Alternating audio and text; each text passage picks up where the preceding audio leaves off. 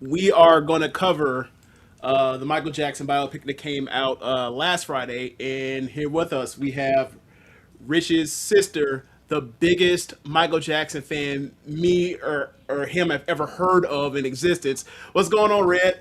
Hey, what's going on? What's going on to y'all, man? I'm happy to be here. Yeah, it's so I've been indoctrinated and basically like been beat over the head with Michael Jackson since I was a young child by my older sister, and I had to find my own love for Michael, in my own way. But I just wanted to ask, are you the biggest Michael Jackson fan there is? Like, that is not like in the family, like, or do you know somebody that you would say, yeah, they got me?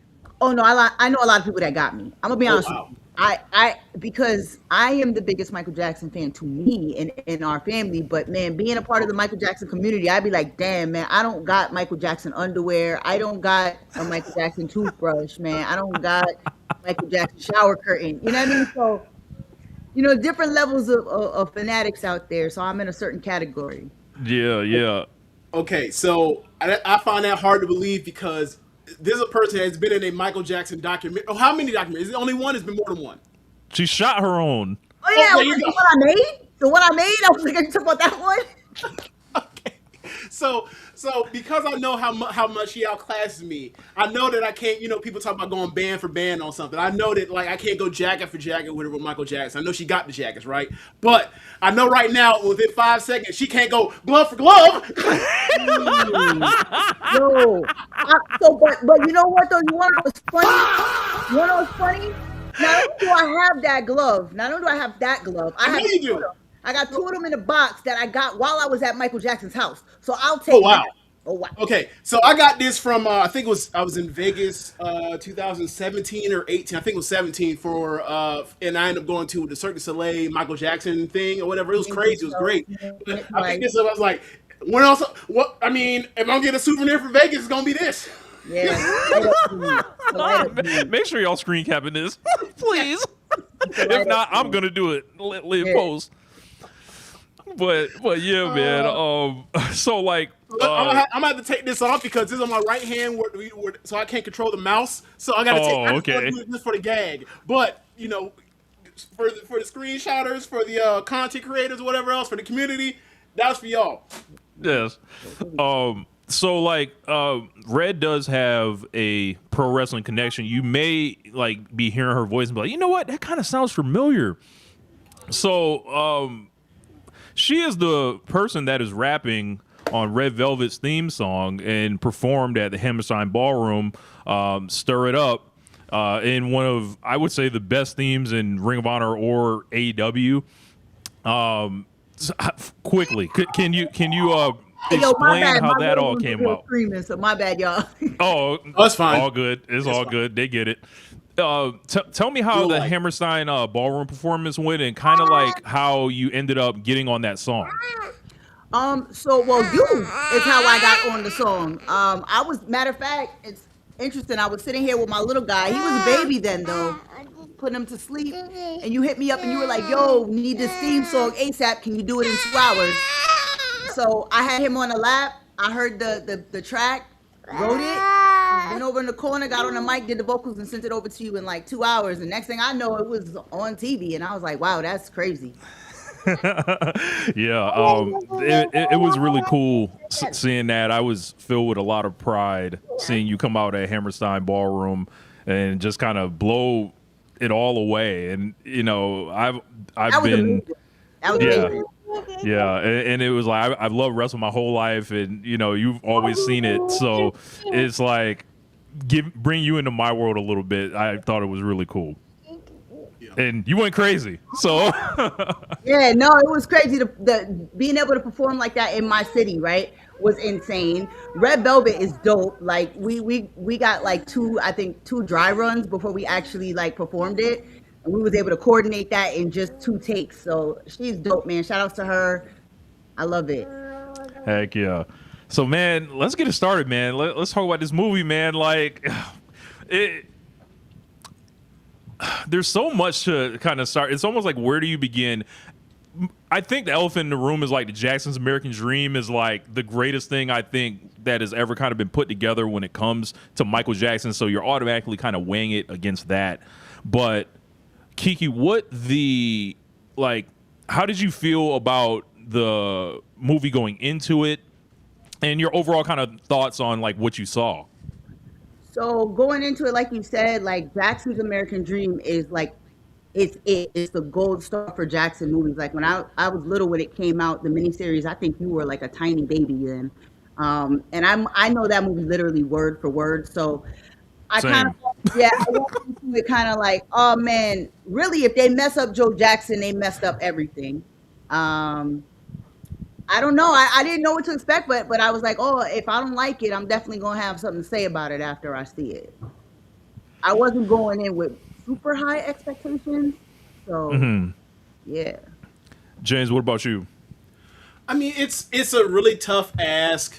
I think we talked about it at the very end of the show last week. As far as it's a tough ask for maybe the most singularly popular musical artists of modern music of the last 60, 70 years to do all that encompassing for a person that's there's a child star up until his death in 2009. So like that's a long time that he was famous as hell. So to fit that into a runtime that is going to be palatable for most people and make people want to go see it again, that's tough.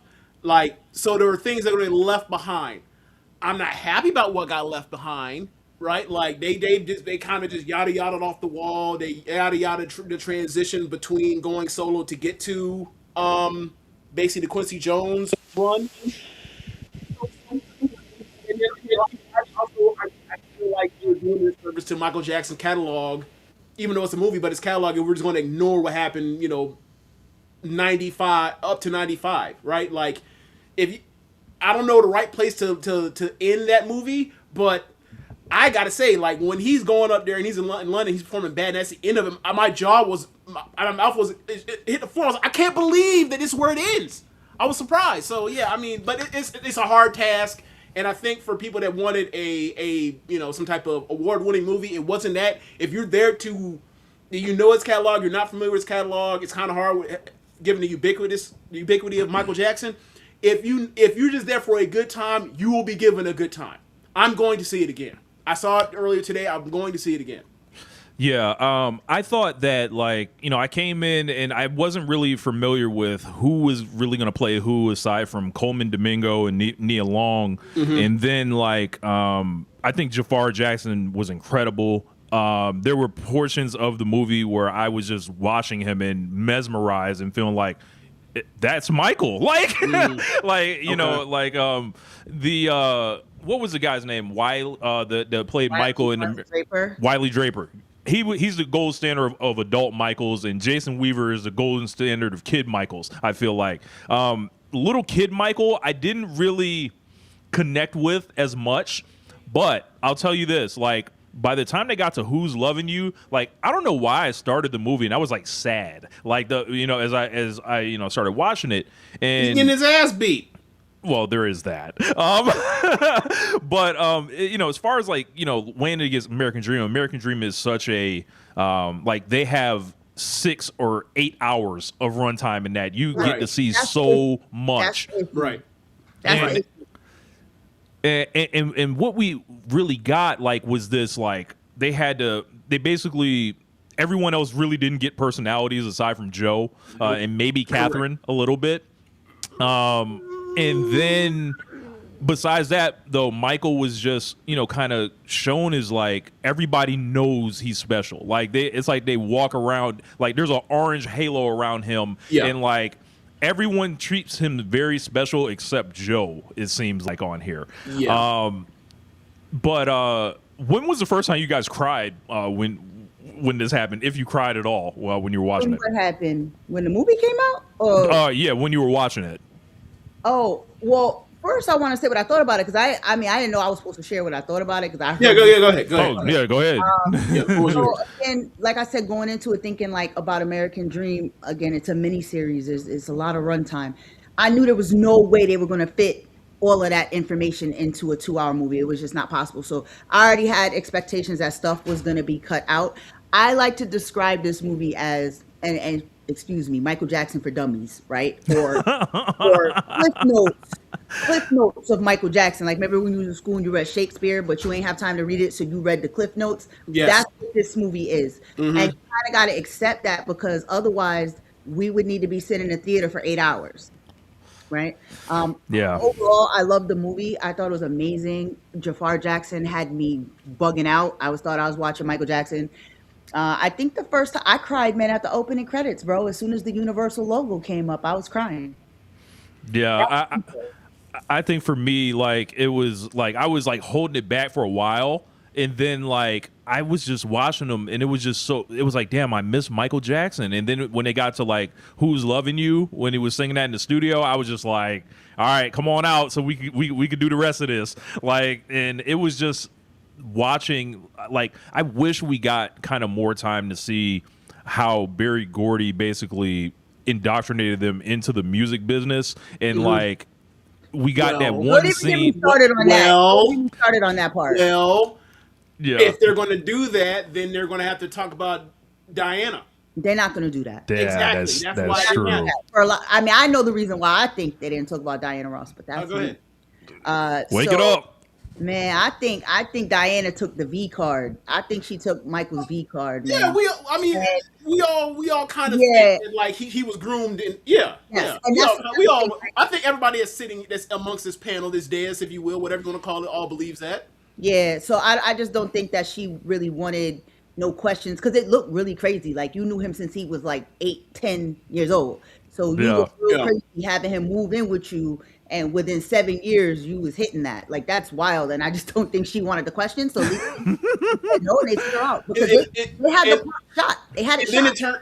And then it leads to the weirdness of, like, you know, Berry Gordy and Diana's relationship, and like whatever triangle weird thing of abuse or whatever the hell that turns into. Like, so yeah, I see why they left that out. But you know, people that know this stuff, is kind of like, you know, he knows more than someone that's, you know, a Gen Zer or whatever else that's only knows the music. Like, there's so many things, because how big of a deal Michael Jackson was, that, like, you just know, like, that's this missing, this missing, there, yada yada, this, that, and the third. Like, when they're showing like the little pieces of, like, okay, he's watching James Brown on the television. Okay, he's watching Fred Astaire on the television. Okay, he mentions how he's thinking of songs. He immediately goes to the studio because he says a line to his brothers. I believe that if I don't do this, God will give the song the idea to Prince. I thought that was funny. About the robbery, they just mention in passing. They also don't mention the whole James Brown Prince thing when it's like, Michael Jackson, come down, and then, you know, and the whole thing, and then Prince being embarrassing himself and all that. They didn't do none of that. They didn't mention, you know, I Can't Help It with Stevie Wonder and everything for that song. They just blast past a bunch of stuff.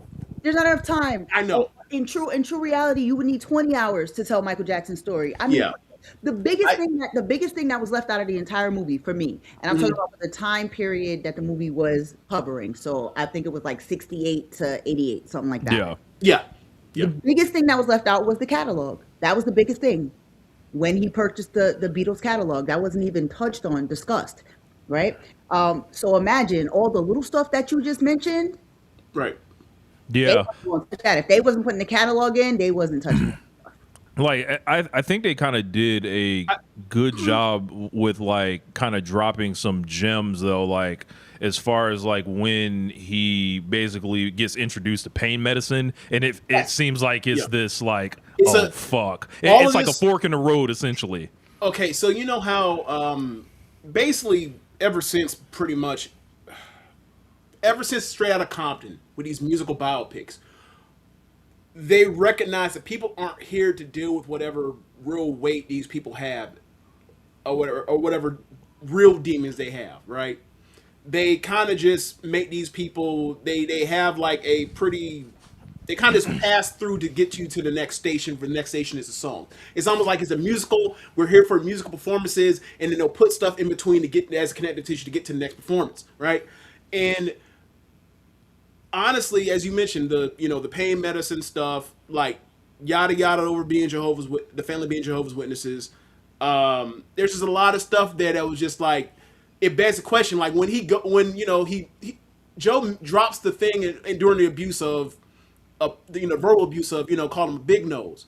And then years later, as he's adult, he has his own money. Then he looks at his album cover and his nose bothers him, and then he goes nose surgery or whatever else. And then but it doesn't. And then I'll talk about it in passing the Revitalago, but it never touches on, aside from him saying he's black at a certain point, it never touches on the parts where it's like could have been interesting as far as trying to figure out a way to examine Michael Jackson and his blackness, and as all these things are changing. By the time we get to the very end, that's the first time he actually is like, oh, he has fair skin, and it's like, oh, movie's over. We're not even going to discuss this. It's over. Yeah, but see, I gotta say though, again, with all the legal challenges that they had, the third act is a reshoot. Let's start there. The movie I didn't know that. It was supposed to end the way it did, so it's like, how was it supposed to end? It was supposed to end around the allegation time. All of that stuff was shot. What year is that? 90 what? 93? The movie was really going to end at 95. But because it was something in the contract back from 93 that they found some kind of clause, that particular person who made the allegations couldn't be dramatized. So they had to go back and reshoot the third act of the movie. So while it feels a little hollow. Is that why they left Sorry, go ahead. Sorry. Yeah, there's a reason for that. So I think they had a lot of challenges. If you go look online, you're going to see a lot of Jafar in 1993 makeup. I saw that. Yeah. They shot the raid at Neverland. They shot all that stuff. So even for the people who are like, oh, they didn't talk about the allegations, they actually did. It just had to get cut for legal reasons, just like Diana Ross's parts got cut for legal reasons. So do we know why Janet's not in it at all? Man, I don't know. Maybe she just wasn't feeling it. His daughter not feeling it either. That everybody got their own personal feelings, and I don't knock it. You know what I'm saying? However she felt. But like, there's a question over there I wanted to answer, bro, in the chat. This one right here? Talking about Ebro. Yeah. So question for when you're done talking about the film, what do you think of Ebro calling Thriller the McDonald's of albums?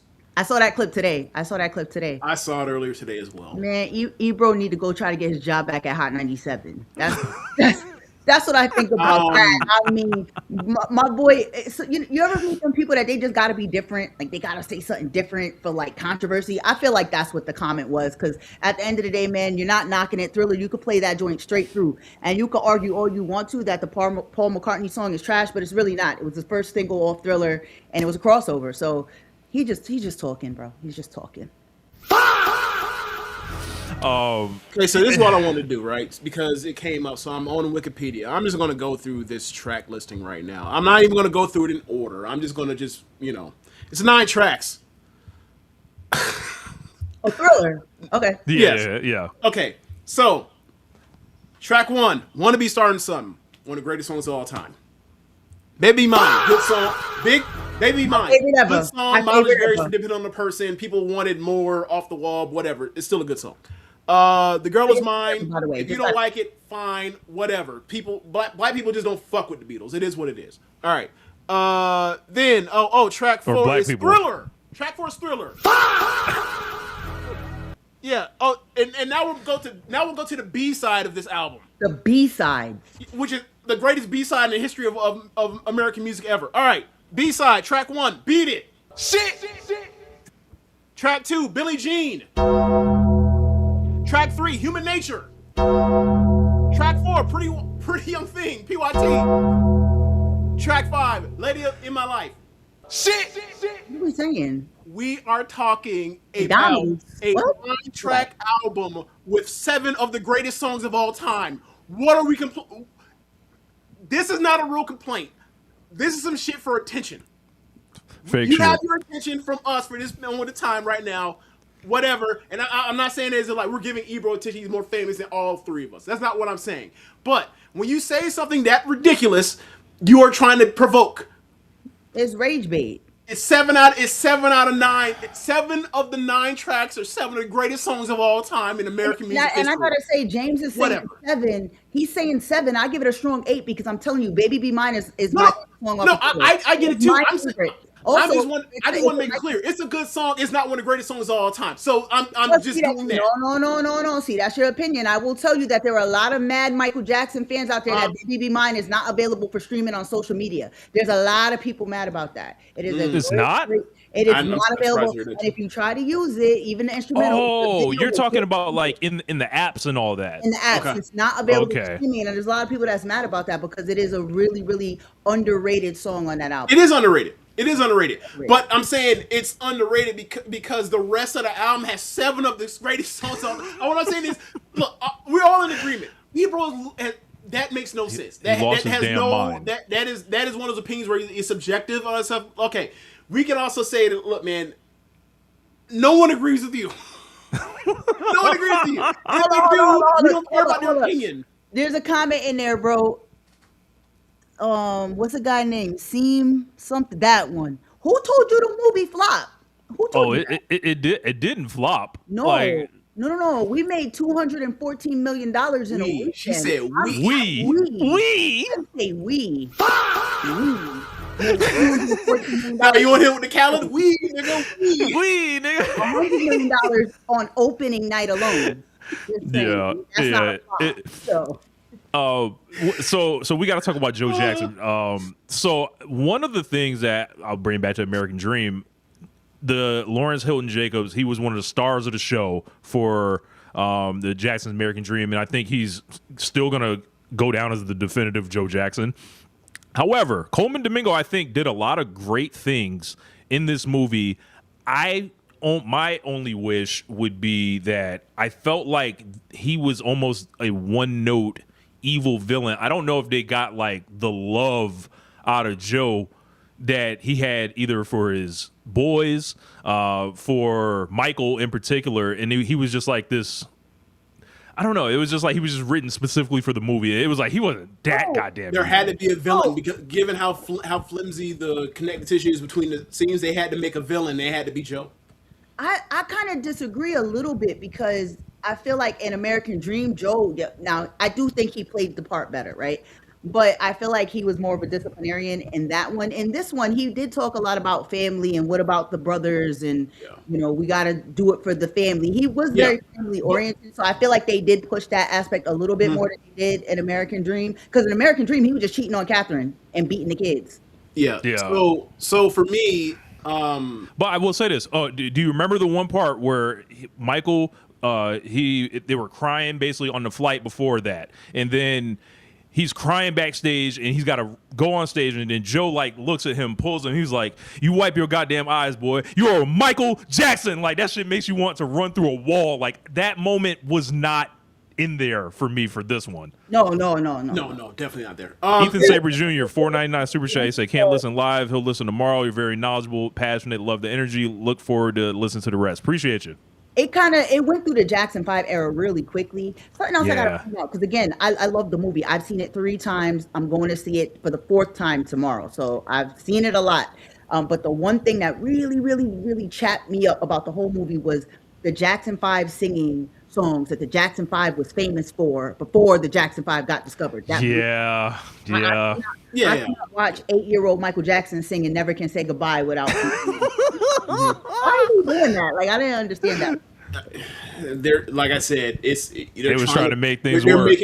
They're in this era. It's songs over historical accuracy, and if it fits the narrative to make the connective tissue to get to the next song work better, no, they're just going station to station. But what's interesting is in the credits, and again, since I've seen it 3 times, I read all of the credits, and there's a part that says "Never Can Say Goodbye" was actually released in this year, written by this person. Like they had to clarify that because that was crazy. There's a lot. It's going to be overall, what I will say, and like we were talking before we started tonight, at the end of the day, you're going to have an excellent time when you go see this movie. It's going to make you feel good. You're going to laugh. You're going to cry. When you see Bubbles, you're going to laugh. Like it's just, it's a really feel good film. And while there are lots of things that are missing, overall, Jafar's performance carries the entire film for me, and I loved it. James, what did you think about Joe and then Jafar? Okay, so as far as Joe, like Colin Domingo, like he's one of the best actors we have. and I came across. I mean, I didn't came across him. Like the world came across him basically around the same time with the character he plays in Euphoria. He's great, and he's about to be in a bunch of stuff. But neither here nor there. I thought his performance was good. I thought that his performance was as good as it could be for given what the role he had to play. Like you mentioned, there's not aside from how do I say this? He's the bully. He is the taskmaster, and the way he dresses, and he's a manipulator, right? He's dressing all this stuff up about the family stuff when it's really about, and the way this movie is describing it, he's dressing this stuff up inside of his own ego, right? Like he's putting clothes of family over what's really the body, which is his ego. Like talking about it's about the Jacksons, it's about the Jacksons, it's about the Jacksons. When in reality, it's like, all right, if it's about the Jacksons, let Michael shine because he's clearly the most talented. Oh no, okay. So, that came through, and I thought as a person watching that, given Joe's age, just seeing the generational stuff of they from Gary, Indiana, right? And to see like that era of 60s or 50s and 60s fatherhood and being whatever part of the migration pattern is like, yeah, like they are hard, they don't know how to love, they weren't raised I don't learn how to love in the ways that compared to now, especially now given how we raising kids a little bit further. Listen, Joe had an aura about him, and I got to meet Joe. I got to perform in front of Joe Jackson. It was one of the scariest moments of my life. You thought you was about to get whooped? Yes. So when we made eye contact for the first time, and I was at this little bar in Jersey. We were gonna perform for him, but I had no idea he was gonna be there early. We walk into the spot. It's just me, my 3 friends, and him. And me and him make eye contact. He does not break eye contact. He walks across the room and staring at me. What's your name? I was terrified. I just knew I was getting the belt. I knew it. His aura was very, very strong. So that's the part I liked about Coleman Domingo, because it sensed that fear that Michael had whenever his dad was close. And I know what he meant. Yeah. So one of my favorite moments is going to be unintentionally clipped whenever it comes out is like the part where he has decided that he is splitting off, and I'm sure that has weird inaccuracies as far as historically when he decides to break off and be his own person, but or be his own act, is when he's in there with Catherine and he's like, "Go get I'm a whoop him," and then she goes, "No, you can't whoop nobody." Nobody. I was screaming because it's like that has. I felt like they insinuated something in that particular part because. Oh yeah, her too. She's talking about everybody. He might have been getting the beats. That is the part that while Nia Long's Catherine is very understated, their tender moments of being together, spending time, is clearly about them being both abused by the hands of Joe and how they are trying to at different times stand up for each other. They're not so big on protecting themselves as much as wanting to protect each other in those moments. And I thought that stood out, and that actually gave me something as opposed to just Catherine just being written as somebody that just has to be there, right? So yeah. I found that interesting. But yeah, just as far as Jafar, it's a hard job. It is. I want to say I think the only time I really got lost in this is Michael was probably like when they cut to zombie Michael for Thriller. It's just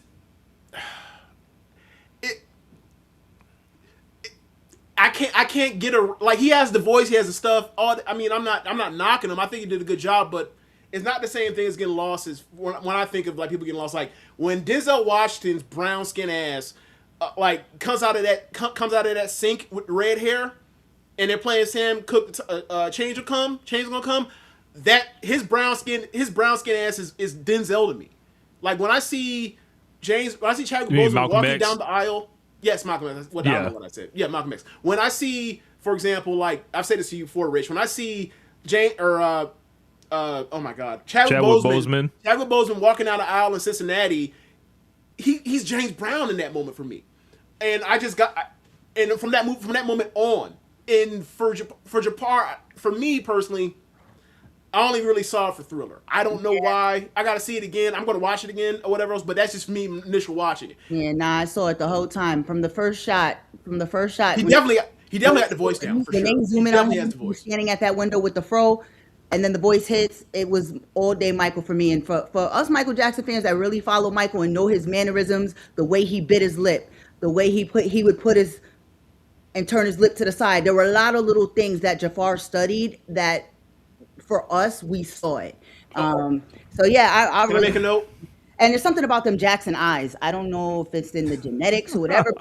There was one part during the bad scene while he was singing and they zoomed into them eyes. Boy, I tell you, it was insane. Yeah.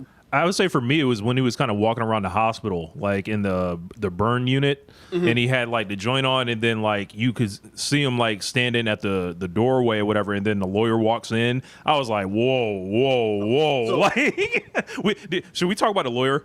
Well, there's an interesting note about the lawyer, right? So the lawyer, the actor that plays his name is Miles Teller. He was in one of the better movies, one of the best movies of the 2010s called Whiplash, right? And it's a movie about a drummer that is that's in a jazz band in college, and the dude's a taskmaster and he's abused. Yes, I saw that. Right, like so it's interesting that he got that. I don't know if that's intentional or not, but like he's a lawyer there, and he's getting this role about this subject matter, which is a prodigious all-time talent that like was that pressure turned him into a diamond, you know, and he's still dealing with that psychological warfare from his abuser in the same way that like Miles Teller was in Whiplash. I thought it was interesting choice. Yeah. But what do you have to say about the lawyer? I forgot his name. The lawyer. There was some John Breaker. There was some criticism for Breaker. Like, I guess I think he became like part of Michael Jackson's estate again just before he died. He is the estate, yeah. And he is the estate now. And like people were kind of upset he wrote himself into the movie in such a major way. Did you guys like have like an issue with that? Like I didn't. Well, no, so kind of. No, I don't. I mean, it is what it is, right? Michael made a will a long time ago when John Brinker was still his attorney. In between that time, they had like a break, a split, and they weren't really on speaking terms. But when Michael passed, that was the last thing in the will, was that John Brinker was gonna be ahead of the estate. But at the same time, John Brinker did really help him do those deals with the catalog. Wicked and Billie Jean played on MTV. Those were things that John Brinker did. John Brinker really is a huge part of his story. Some fans aren't happy with it. It's not a huge deal to me. Yeah. What about Bill Bray, like the security guy? Real quick. No, go ahead. The one thing that I found interesting was like Brinker, like. Everything you just laid out, I still kept noticing, like, wait a second, he has more lines and moments with Michael in reality to say more things or get across his humanity than like or interaction than like Quincy Jones or Barry Gordy. I was like, really? By the time I got to the end of it, I was like, really? Okay, all right, fine. I mean, again, I think a lot of that stuff has to do with like realities or something, because even like, did anybody know Gladys Knight was in the movie? Did y'all know that? Yeah. Opening having a lot of people didn't realize. Gladys Knight's the one introducing the Jackson 5 on stage. Yeah, a lot of people, you don't know that. I only knew because I knew the song. Right, you know, but some people don't even know that. So it's like there was a lot of stuff that they didn't. Again, the movie is called Michael. That's what Michael, nigga, like everybody else is a side character, like a CPU. Like it's like. Yeah, I mean, I will say this: like those three names I mentioned, the lawyer. Quincy and Barry Gordy, they all got more time. They all got like more talk time than the brothers. All of them. Oh, yeah, the brothers got nothing. But the dude who played Marlon, bro, he looked like Marlon. That was crazy. If you go peep it when you see it again, watch the dude who plays Marlon. I was like, yo, that's spot on right there. The Bill Bray character, when he's introduced like to Michael as a kid, and I actually ended up looking this guy up, and Michael apparently took care of this guy his whole life up until he died and everything like that. Did you have like much background? Did you like know about Bill Bray a lot, Kiki? I did. I mean, he was always in the background with the little hat. Like if you could look through a lot of old school Michael Jackson pictures from the 80s, Bill is always somewhere in the background. So I wasn't surprised that Bill was part of the film. That guy looks just like him. That played him. I was like, what the hell is this? But the I'm movie looking at images. Yes, he does. Yeah. So like the movie kind Down of to the wraps. hat too. Yeah. The movie kind of wraps up like in this montage kind of performance with Jackson, the Jackson Victory Tour, into Dodger Stadium and all that. Can you tell us like about the drama of the Victory Tour, real quick, like kind of in the best kind of condensed way you can? So I would say that the Victory Tour, and I'm saying this with love, like Michael said, with love, started his spiral. And had it not been for that Victory Tour, we might be telling a different Michael Jackson story. That Victory In a good Tour, way. yeah, I don't know. I don't know what way, but it would have been a different thing because of that Pepsi commercial was wrapped into that Victory Tour. Right. That's how we got to where we are today. But ultimately, the drama with the Victory Tour, there was a lot of ticket scamming going on. They didn't really touch on that with Don King, but Don King was a scammer, and him and Joe had a whole ticket scam where they were scamming fans. Michael Jackson didn't like that, so he fixed that with the fans, got people tickets. But that was when he decided, like, yo, it's over. That's it. I'm going to surprise them tonight and during this last show, and I'm going to let them know this is it. We're not towing no more. That's it. Solo dolo. Joe was mad about that, boy. I think my favorite part of the movie is like Joe's trying to get a hold of him, and he just like is treats him like a cone, like during an athletic drill. Just get by like it just like flat out, move, nigga, I'm out of here. But you know what's really sad though? You know what's really sad? Like it's dramatized for the movie, but like this was his real life. You know what I'm saying? And after that moment, he was inaccessible to everybody. He was inaccessible to Joe, to his family. I think the only one who really had that access was Catherine. But like you had to get an appointment to see him. He had screening calls. Oh, Joe, nah, I don't want to talk to him. And that's really sad that he had to put that amount of distance between him and his family, either out of fear or out of the fact of like, yo, they're leeching on me too much. Also, it's a bit of column A and B. Also, like there's a part with Joe when he basically lays out like nobody's gonna understand you, like you want to leave this family unit, and I think that was telling. That was after Off the Wall and going into Thriller. That was the realest line Joe had in the whole movie, because out of all the things that his character did say, that one is ultimately what happened. Michael had a lot of yes people around him, again, to his demise. Mm-hmm. Yeah. I mean, it's definitely that part of, he's the what do you call it? Arrested Development, the Neverland, the Peter Pan thing of like, you haven't grown up. How do you think you're going to survive in the real world with all this goddamn money? But whatever. It's still it's definitely a point. Is like, yeah, he's not ready to leave the nest yet. And then I would have liked to have seen, because there's allusions to it when him throughout the book of when he's with Bubbles multiple times with the Peter Pan book, and it's like Neverland. They keep hitting on Neverland. It's like I would like to see him eventually get to the Neverland Ranch, but they left that out. They cut it out. They did it, but they cut it out. Yeah. So. It all kind of like culminates in the bad tour. By this time, you can see the hairstyle has changed. You can see the skin is a little lighter. I want to make that point. So, one thing I'll also give the makeup, hair, crew, or whatever else. They had Michael's edges laid. When it's time to get past, once it was time to get past the afro into the era of different styles of wetness and curl to it or whatever else, the edges was always laid. That's hard to do. Because I was like, how did Michael do this? Especially when he had the what do you call a prosthetic or prosthesis or whatever else. He always had that on point. So it's like, that was a big deal. Because if his edges was messed up, he'd be like, hey, Mike ain't never have his edges looking crazy. Mike was in there with the Bloods and Crips at a certain point in the movie. They felt like they just used that just to get the meme. Had to. Mike throwing it Red, out. Red, what do you think of them doing that before they got to beat it? Doing what? The whole gang member scene. The gang part to get to the man. They had to lay some kind with the Crips. They had to lay some kind of foundation on how he ended up with gang members in his music video. I mean, that music video is absolutely hysterical. There's dude, man, just the other day I seen something I never seen. There's a dude in the back waving at the camera like this while they're doing the dance. And he's in the dance.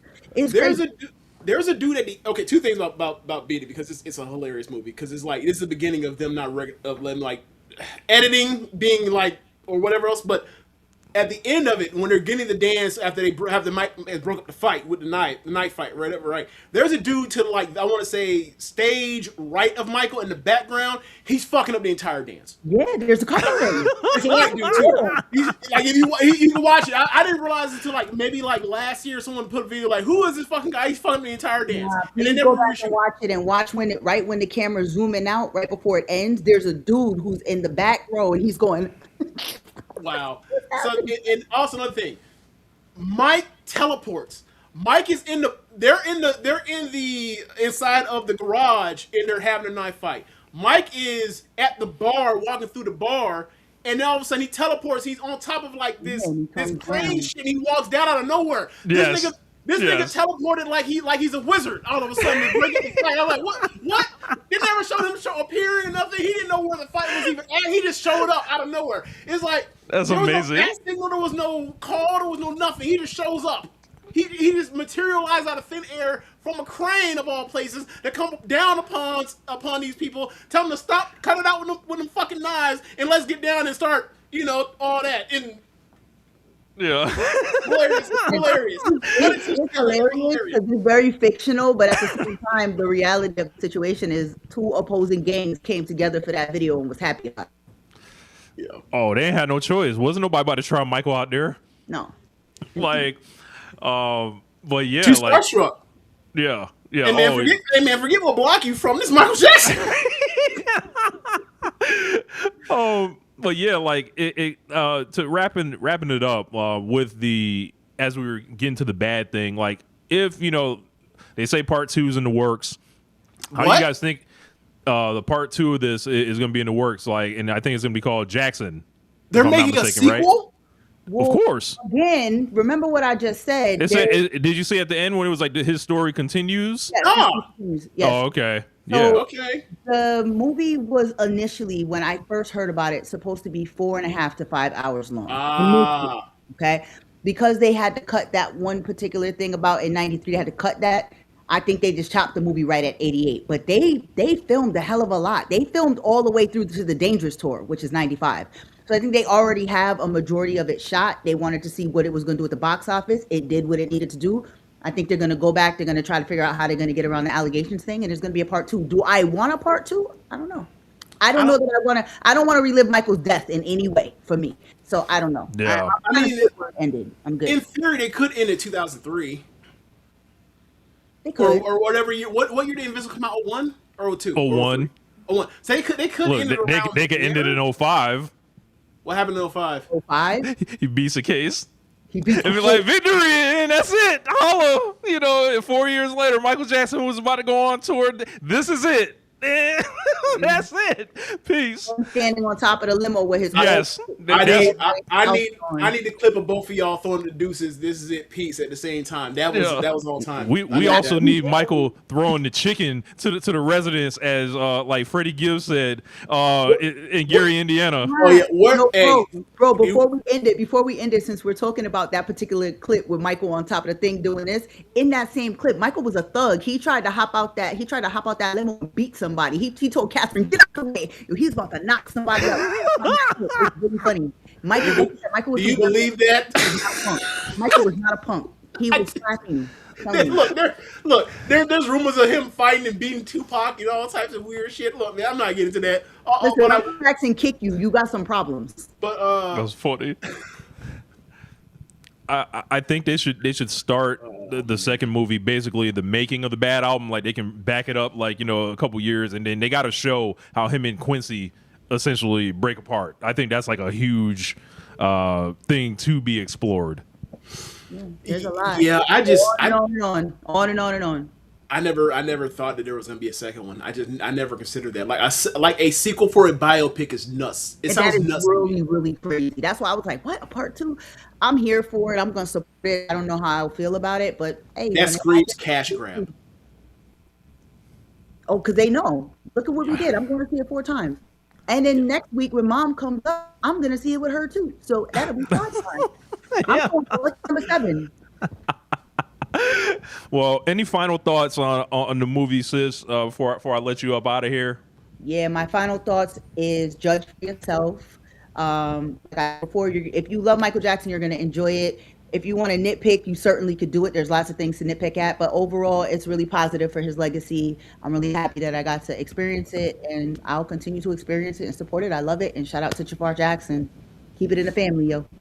Yep. I appreciate you coming on and all that, and I'm gonna call you and we're gonna talk some more about the movie. I'm gonna see it again too, so we still got a lot to talk about with it. But thank you so much. Love you. All right. Y'all have a good night and keep stirring it up. Stir it up. Cooking. Cool. All right. Peace. We'll